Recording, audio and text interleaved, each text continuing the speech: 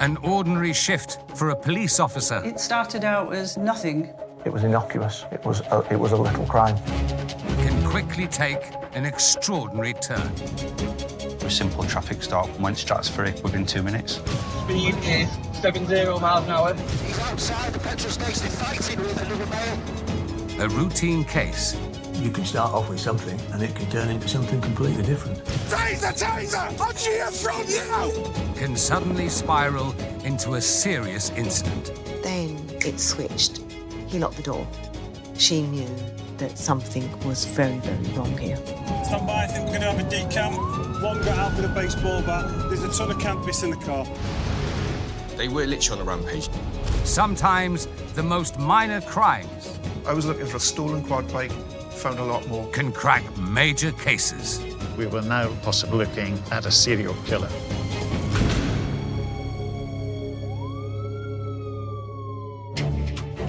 Today on Big Little Crimes, the casual theft of a camera betrays a dangerous predator. And then he went inside, and then it switched. He locked the door. An investigation into scam websites exposes a multi-million-pound fraud. But first, the hunt for a pair of brazen burglars. Oh, look at that little beauty. Takes an extraordinary turn.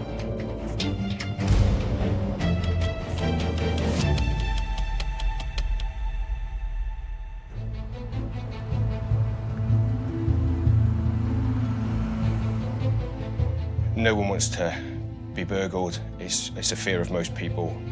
Convicting people that are causing innocent people harm, that's where you get your real satisfaction, being a police officer.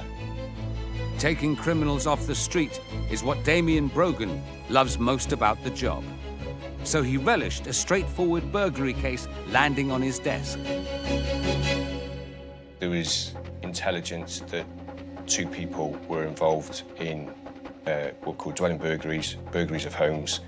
There was a vehicle potentially linked to one of those individuals.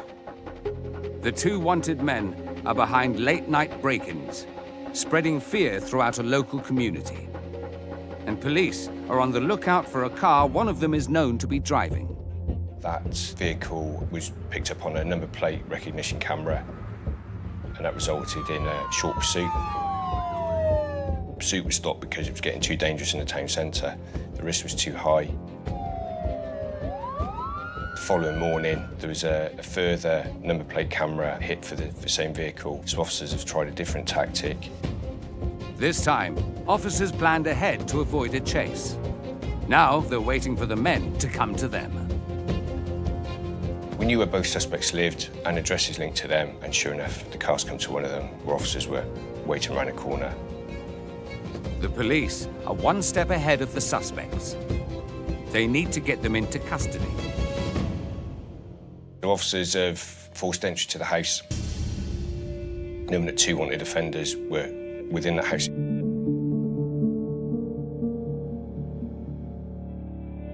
Officers have found both suspects hidden under a bed in one of the bedrooms. Eric Pierce and Matthew Jones are arrested for burglary. A bag containing balaclavas, gloves and tools that you could use to break into houses was found within the room. The balaclavas and gloves clearly pointed towards the sort of behaviour that we suspected they were involved in. It's a damning discovery. But there's something else that could be worth its weight in gold. One of the suspects had a mobile phone, so that was seized as well, because we can use that to gain further evidence. While Damien waits for the phone to be downloaded, he's forced to release them on bail. Days later, he has a new breakthrough. We've downloaded and found significant evidence on that linking them to other burglaries. As well as the burglaries, the phone shows the pair have stolen a number of expensive cars. It was quite clear that the method and the mindset of the 2 suspects, they were breaking into people's houses to obtain their car keys to steal high-value cars. Every time it was a high-value car. Damien's hunch is right. The two thieves have been committing crime across the county. This little case is about to get much bigger. The phone evidence links them to a number of other recent burglaries. The phone we seized allowed us to effectively get a window into his movements, and we also liaise with telecoms data companies, which can tell us an awful lot of information about where phones have been at certain times. So comparing what the phone showed us with burglaries that we knew had happened, that made us very clearly link these two individuals, certainly the individual whose phone we had, to a series of burglaries that happened in that fortnight. It's a major breakthrough in this fast-moving case. And we knew that they were burgling a number of homes, and they were quite literally on a spree, sometimes doing 2 or 3 a night. And we knew then that we had quite a large series of burglaries that we could put these two individuals as our key suspects. The prolific pair are behind dozens of break-ins, and Damien's convinced this is just the tip of the iceberg. The team set out to gather more crucial evidence and start a surveillance operation. So it's just trying to put in the best evidence in front of court to make sure that they receive a custodial sentence. We could link the two suspects together. We can do an awful lot of work with telecoms work, and in this case, you could see that the two key suspects had an awful lot of contact together. We're going to the same location, so they were clearly quite closely linked. It's not long before Damien discovers that not only are they always together, but they're up to their old tricks again too. As fast as we're trying to pull a picture together of a series of burglaries, it then became quite clear, all because of the phone that we'd seized and the associated telecoms that go with it. Every time we had a spike in burglaries, we knew it was them. And as fast as we were trying to build the case and get them arrested, they just kept carrying out doing more burglaries night after night. This has come a long way from keeping a lookout for two wanted men. The list of crimes and victims just keeps on growing. Damien now has a much clearer idea of who he's up against, but pinning them down is proving to be difficult. They're two what we call prolific offenders who are clearly entering people's homes at night when they're asleep. They would keep committing burglaries until they got what they were after. So if they were disrupted by the homeowners, they would flee. An hour or so later, we'd have another burglary in a different area of Cheltenham or the Cotswolds. The suspects are committing terrifying burglaries, often with the homeowners asleep in the house. Damien needs to put an end to their crime spree. He starts by focusing on their cars. We had no real understanding of why they were targeting certain particular makes and models of high-end cars. They're targeting very specific, high-end, very expensive, somewhere like £100,000 cars. It's an organized and extremely lucrative crime. Just as soon as they've been pinched, the cars disappear. The thieves think they've covered their tracks, but they haven't banked on Damien's determination not to let them out of his sight. A key part of this investigation was covert policing. Some of the technology with the vehicles allowed us to track some up to the West Midlands area. The more we started to investigate it and the volume of vehicles that were being taken, it was quite clear that they were being stolen to order. These are not opportunistic robberies. The pair are hand-picking cars and deliberately targeting the homes of their owners. And you know he gets down with the red leathers. Oh, look at that little beauty. They've even brazenly filmed themselves on camera doing it. This is an Audi that was stolen in Cheltenham. And it literally is like a promotional video for the car that they've just stolen for the criminals that the vehicle will be disposed to. So they've probably been instructed to go out and obtain certain types of models, and this will be a video sending upstream to the people who are obtaining the cars off them. This is what we've got. Thanks again to the phone, Damien knows exactly what happens to the stolen car next. This is both suspects living a high life, enjoying themselves in someone else's car. Neither have got driving licenses, so they shouldn't be even driving in the first place.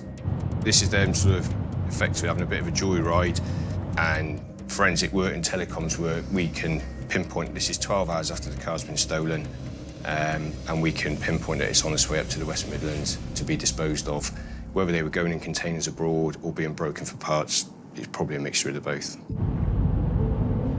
It's a huge breakthrough for the investigation. Damien can now prove where they've taken the stolen cars to sell them on. He thinks he's cracked the case, but there's a problem. It was quite clear that the suspects were becoming more savvy, more aware of some of the technologies involved, which made our jobs a little bit harder. Just as the net is closing in, have the two thieves cottoned on to the fact they're being tracked?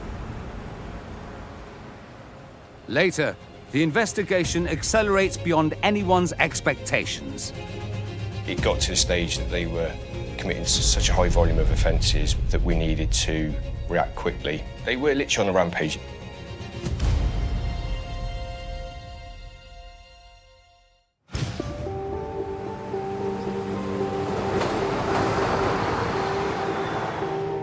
In our next story, a detective's gut instinct about a stolen camera takes it from a routine crime to the most sinister and serious case, as she hunts for a mystery man who's not who he says he is.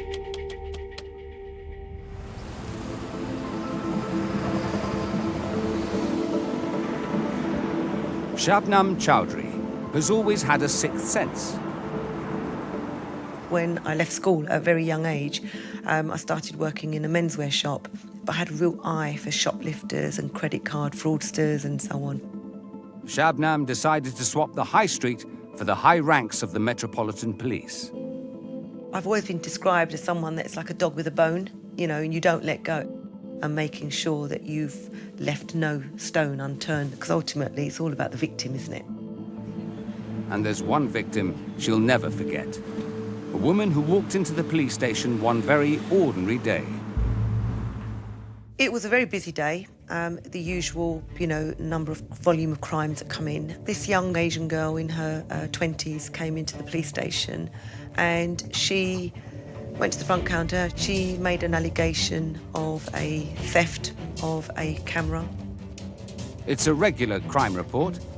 The victim claims the thief is a man she recently met. The story behind it was that her family wanted her to get married, and arranged marriages are very prevalent in the culture of Asian communities. But they'd agreed that she could actually join a particular dating site. She starts to look for a husband.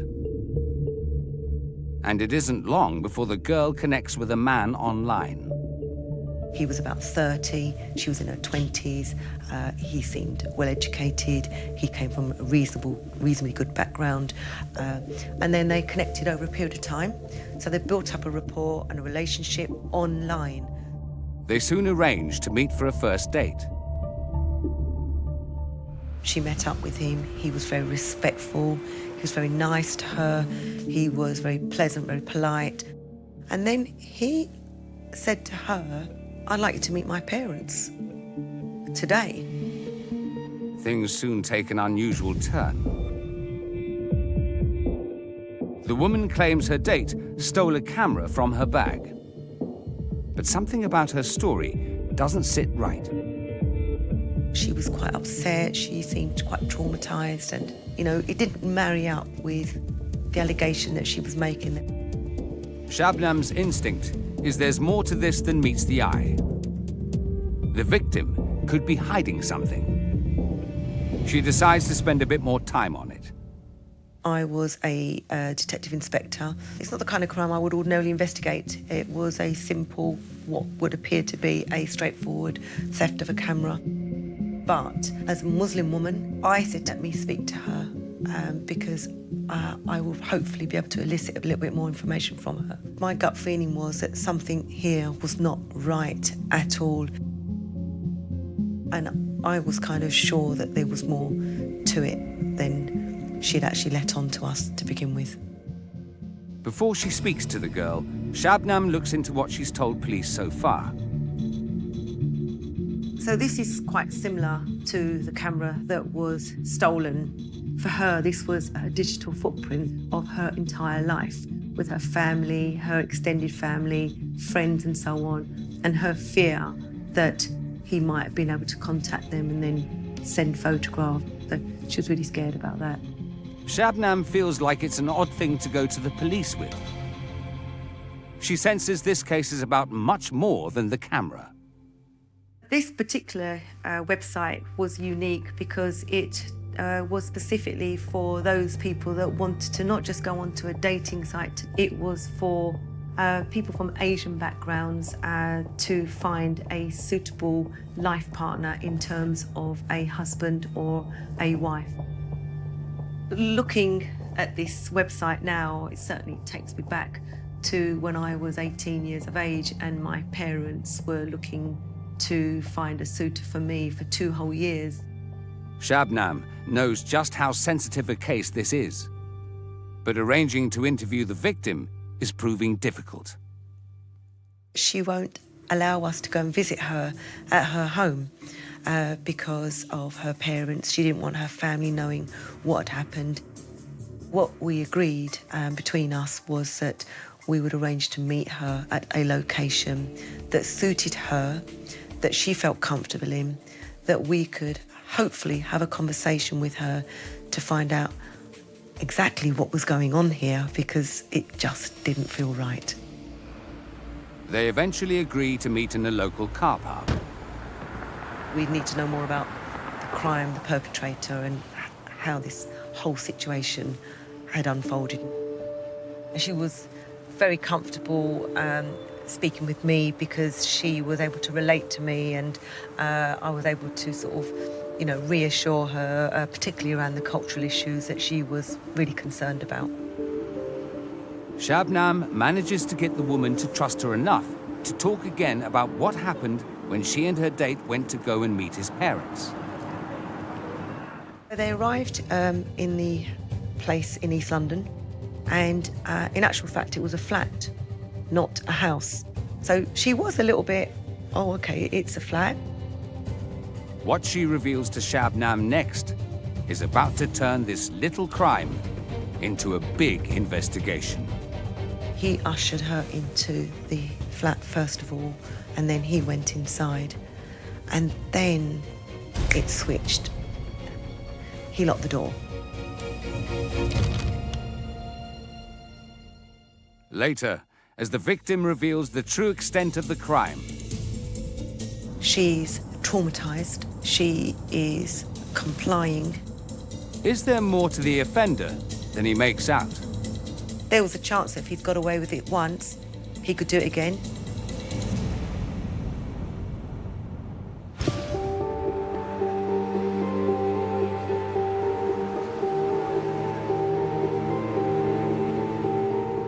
In our next case, a few reports of a possible scam spiral into one of the biggest cases national trading standards have ever seen.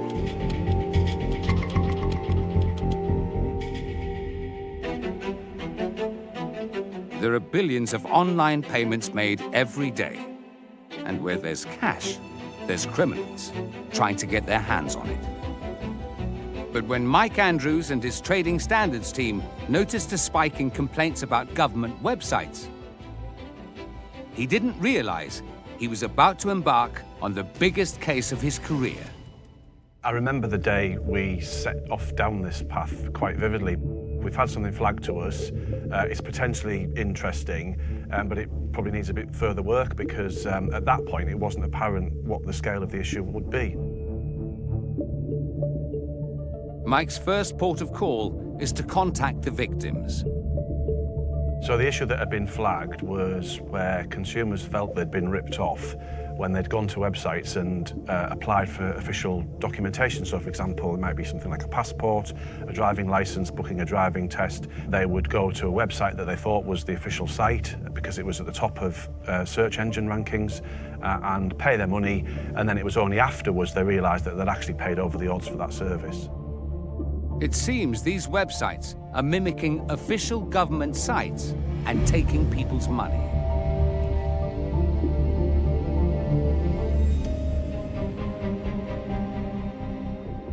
The vast majority of the websites we investigated in this case were almost identical to the official site. They would use the same colours, the same layouts, the same designs. and lots of other features that, if you actually looked at them very, very closely, you would perhaps notice that something wasn't quite right. The highly professional copycat websites suggest to Mike this could be a much bigger crime. But how much bigger? Some of these websites that we looked at were being changed almost on a daily basis, as they were constantly trying to make sure they got the maximum out of them. After months of intense analysis and hard graft, they make a breakthrough. They manage to link a small number of the websites to the same business. Mike and his team identify Peter Hall and his wife as being behind the potential scam.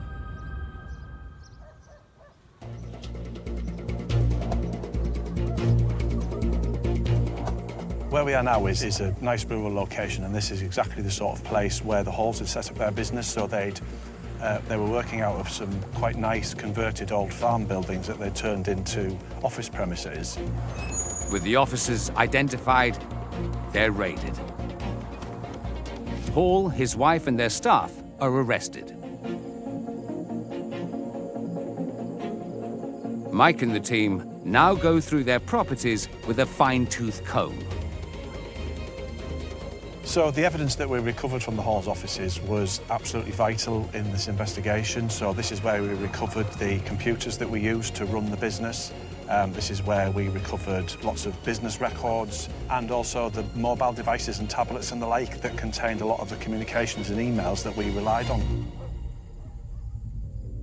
The team quickly build up a picture. This business is bringing in a vast amount of money, which could mean plenty of people have been ripped off. Back in custody, the couple aren't giving anything away. But the team do discover Peter Hall has been linked to scams in the past. It was quite clear from an early stage of our investigation that Peter was the mastermind behind this.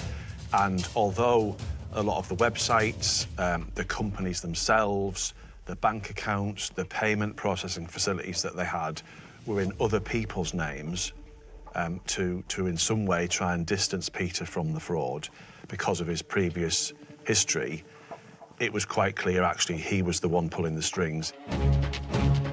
The couple and their accomplices are charged and released on bail. The team now embarks on the mammoth task of analysing their laptops, phones, and documents. This is a copy of the official tax disc website back in 2014. Also back in 2014, this was the website that the Halls had designed that was being used to defraud consumers, and you can quite clearly see that it's almost identical to the official site. It's all designed to make it look to the consumer as if this is the official website. After we'd gone and seized all this evidence and we'd really got stuck into our investigation, that was when we really started to appreciate the true scale of it, the true numbers of consumers who'd actually been defrauded. This has gone from a potential small-time scam to hundreds of thousands of innocent victims losing money.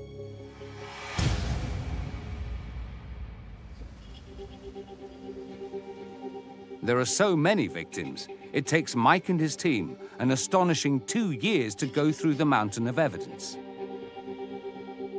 It's important in these cases that we've got to show that this was deliberate, and there was lots and lots of emails between Peter Hall and his accomplices, his web designers, the people he had running his search engine advertising, that clearly showed that they were deliberately trying to defraud consumers. Hall's company made an eye-watering £37 million from scamming innocent people. And if that isn't shocking enough, they discover that Peter Hall is up to his old tricks, even though he's on bail. He set up another scam company with new employees. I think the fact that Mr. Hall and his accomplices got these new companies and these new websites that were running so quickly does go to show the level of arrogance that Mr. Hall in particular displayed. After 3 years, Peter and his wife finally go to trial. They tried everything they could to either derail the process, to justify what they were doing right through the trial. So it's incredibly frustrating. They don't show any remorse or acknowledgement of the crimes they've committed and the number of consumers that they've actually caused harm to. Peter Hall was found guilty of conspiracy to commit fraud, money laundering, and trademark infringements. He's sentenced to just under 14 years in prison. Peter's wife got 4 years for her part in the scam. To this day, in terms of the size of the fraud, this is the largest investigation we've ever undertaken. We've undertaken lots of investigations into big frauds, multi-million-pound frauds, but this certainly, to this day, remains the largest.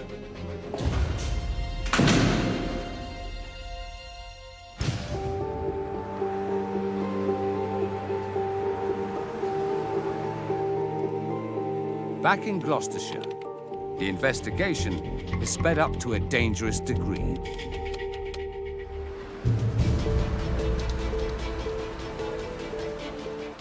A very routine burglary case has taken a disturbing turn.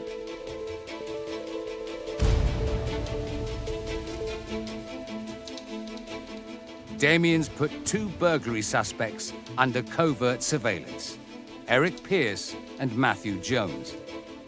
He's discovered that not only are the pair stealing expensive cars to order, they're also part of a criminal gang, leaving a trail of destruction in smash-and-grab raids. That was the first time they started doing ram raids, so it was a completely different sort of crime, something that we hadn't associated these offenders to those sort of offences being committed. A stolen BMW used in the raids is being tracked by the car's GPS, alongside Eric Pearce's mobile phone location. Damien knows that wherever the car goes, Pearce goes too. It quite quickly became clear that some of the vehicles that I was investigating for being stolen were actually vehicles being used in some of the ram raids. And they've got their mates in on it too. The 2 suspects and the gang target a supermarket. And it's the stolen BMW that's been taken from a home a couple of hours before. You see all of the suspects, they're all clothed, hooded up, gloves on, masks on. After smashing their way in and causing tens of thousands of pounds worth of damage, the gang are hoping to make off with cash and cigarettes worth thousands.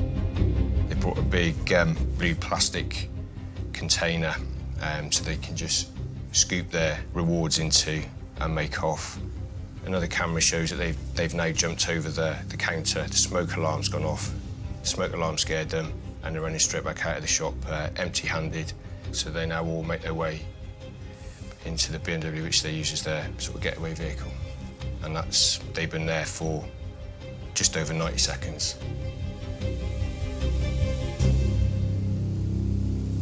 But they haven't gone far. Damien's still tracking them. And after making their getaway empty-handed, the gang decide to target a nearby cafe in search of some cash. About an hour and a half after the first ram raid at the supermarket, the BMW you see in CCTV and the second Astra turn up and they reverse into the cafe, causing an awful lot of damage and leaving largely empty-handed. They might have left with nothing, but they did leave a trace. No, it's the same people that have done this, because the getaway car used in the supermarket ram raid is the same vehicle that's turned up here. The Astra that was used in the ram raid here at the train station, we can link back to the same series of people that were doing the burglaries at the homes, and it was stolen from a house during the burglary. We're happy. It's the same offenders that have done both jobs and all of the burglaries. In just a matter of days, the gang have carried out 2 ram raids. What started out with the arrest of 2 wanted burglars has now spiraled into a serious organized crime operation. And Damien's certain who's running the show. Our investigation quickly showed that they were the ringleaders, they were the senior members of this group. It got to the stage that they were committing such a high volume of offences, as in the number of offences and the value of property that they were taking each night, that we needed to react quickly. After a painstaking investigation, Damien's convinced he now has enough evidence to topple the gang. But there's still one more piece of the jigsaw. key thing for us was we needed to arrest them with their phones. Without their phones, the case could collapse. Damien tracks both men to the same house, but moved too soon and he could blow the case. Mindful that we didn't want there to be further victims, we had the home under surveillance. So we've gone in back in the front of the house. Both suspects are there. Arrested, phones in hands, done. The two suspects were arrested at the right time, which ensured that we obtained items of property belonging to them that were key to the investigation. Weeks of surveillance has finally paid off. Eric Pierce and Matthew Jones are remanded in custody. When Damien looks at what's on their phones, the case only gets more serious. He finds footage of them posing with a gun and other stolen items. It links them to yet more crimes across the county. The vast majority of the targeted homes were in expensive areas of the county, so if there were expensive high-end jewellery, handbags, they would often take them. This little crime has become one of the biggest of Damien's career. Eric Pierce and Matthew Jones admit to 28 different burglary offences, including stealing cars worth hundreds of thousands of pounds. Each are sentenced to 7.5 years in prison. These two were deeply affecting people and taking their property. No one wants to be burgled. It's a fear of most people. Our burglary rate effectively stopped the minute that we've arrested them, so there's no doubting that further victims have been prevented, and you can't really put a price on how successful that is.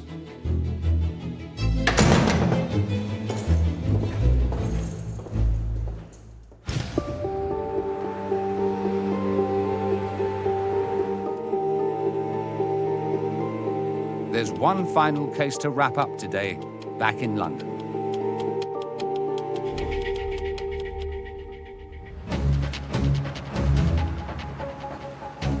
A minor case of theft has taken a sinister turn. Shabnam's hunch that a scared victim is hiding something is right. And the more the victim reveals about what happened when she was locked in the flat, the more serious the investigation becomes.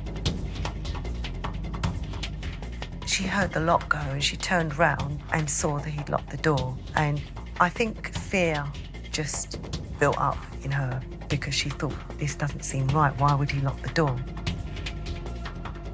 When she got inside, she realised that this was completely not what she had anticipated or what she was expecting. For starters, there was no parents. It was a sparse flat with, I think, a couple of chairs and a table. And she knew at that point that something was very, very wrong here. Shabnam now has a case of false imprisonment to investigate. And it doesn't end there. She said that he's demanding that she kiss him. And he's literally that close to her that he's ready to kiss her. He's touching her to bring her to him. If you don't let me kiss you, I'm going to force myself on you. The victim's date has taken a sinister twist. And what she tells Shabnam next sets even more alarm bells ringing. She'd said that he then said to her, you let me take photographs of you undressed. So he gave her an option, either you take your clothes off or I'm going to force myself on you. In the end, she thinks the better of the two is to allow him to take photographs of her in an undressed state. Her terrifying experience just got even worse. Shabnam now realizes the victim's report of a stolen camera was a way of alerting the police to this man. and then he took photographs of her, a number of photographs on his phone, and then allowed her to get dressed, and then, as if nothing had happened, said he'd take her back to the location of where he'd met her. She's traumatised. She is complying. It's almost like she's gone into a trauma and into robotic mode. But fearing that her ordeal might not be over, the victim tells Shabnam that she had to take drastic action. We're here on the A13. As you see, there's some traffic lights there. He stopped the car at the traffic lights, and she literally, as soon as she got an opportunity, she jumped out of the car and she was away on her toes. A really brave and courageous decision by her to be able to actually take control of what was going on and get away from him as soon as possible. This has now escalated into a major investigation into kidnapping and sexual assault. I don't like to use the word that this was a game changer, but it was really in that respect, because she seemed almost like complete relief that she was able to tell her story, her truth, and what had actually happened to her. And I mean, I could get upset about it now because it was really traumatic for her to give that first account of what had actually happened in respect of this wasn't just a theft of a camera. This was far more serious than what we'd first really realised that it was. Shabnam needs to track down the suspect, and fast. But there's a problem. He's not who the victim thinks he is. We don't know anything about him. The name that he'd used on the website was a pseudonym. It wasn't his name. He'd used a different name altogether. She didn't have photographs of him other than what she had on the website. She didn't know where he lived. We didn't have CCTV footage or anything like that that we could find. We tried to locate that. It's a big setback for the case. And Shabnam needs to find him before he strikes again. There was a chance that if he'd got away with it once, he could do it again. Had he done it before? We didn't know. Was this a serial offender? We didn't know any of these things. Shabnam has to identify the man behind the fake online profile. She goes directly to the dating site. They wanted us to apprehend this particular individual because they didn't want him on their site or any other site to be able to commit further offences. It was through them that we were able to locate his, what you call the IP address. So we were able to get his address from his computer within days. The unique IP address gives Shabnam the location of where the victim's attacker was using his computer. Officers head straight to the address. The man they're looking for opens the door. He's arrested. It was his phone that was crucial to the evidence in terms of the photographs that he'd taken of her. We got the phone, and the photographs were still on that phone. We were pleased to note that he hadn't actually sent them out to anybody at this stage. It should be case closed, but the man has a very different story. He stated it was all consensual. She was happy to have the photographs taken. It would be very difficult to comprehend that looking at those photographs, that there was any form of consent. Shabnam's convinced the victim was held against her will. But she needs more evidence. We got photographs off the camera. We got the address that he had actually been to. We'd arrested him, but we still needed to link him, showing that he was actually the person that she met with on that occasion. With no CCTV of the suspect and victim together, there's only one option left for Shabnam. With identification parades, whether you have to face somebody face to face, it's a really brave thing to do, because effectively you're being confronted or having to confront the person that has traumatized you, that has abused you. It is really, really tough and really difficult to do. In the space of just 10 days, Shabnam and her team are close to cracking the case. But charging the suspect all hinges on the victim facing her kidnapper once more. And it was a huge relief that she was able to pick him out on the identification parade. And then he was charged with a number of offences, including the theft of the camera, which were kidnapping, false imprisonment with intent to commit an offence, and sexual touching of a female over the age of 16 years of age. So you can imagine really serious offences that have had huge impact and that will change this girl's life forever, really. But there's one final twist to the case. The suspect pleads not guilty, meaning the victim will have to give evidence at trial. We also had to consider that this girl was going to go through a court process, and what impact was that going to have on her. And at the end of this, we just started to worry that she might not want to go to court. Shabnam faces a nervous wait. Will their victim and key witness take the stand?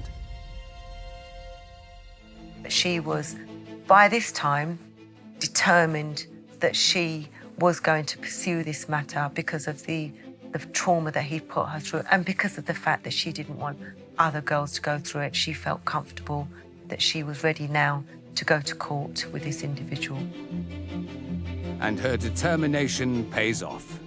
The suspect is found guilty of offences relating to kidnap, unlawful imprisonment, sexual assault, and theft. That, for me, is another huge, proud moment for me in policing. You know, my roller coaster journey is worth everything when you get a conviction and you bring someone to justice, and your victim tells you that they are so grateful to you for giving them the support. To me, that's why I joined the police. What started out as a report of a stolen camera ended in a very dangerous man being put behind bars. Join us again on Big Little Crimes, when everyday policing... There was something about the behaviour of the occupants of this car that didn't sit right. ...uncovers extraordinary crimes. This was a cold, calculated murder, and probably one of the worst murders I've dealt with. And cracks major cases. There was weapons absolutely everywhere. You know, I've never seen anything like it.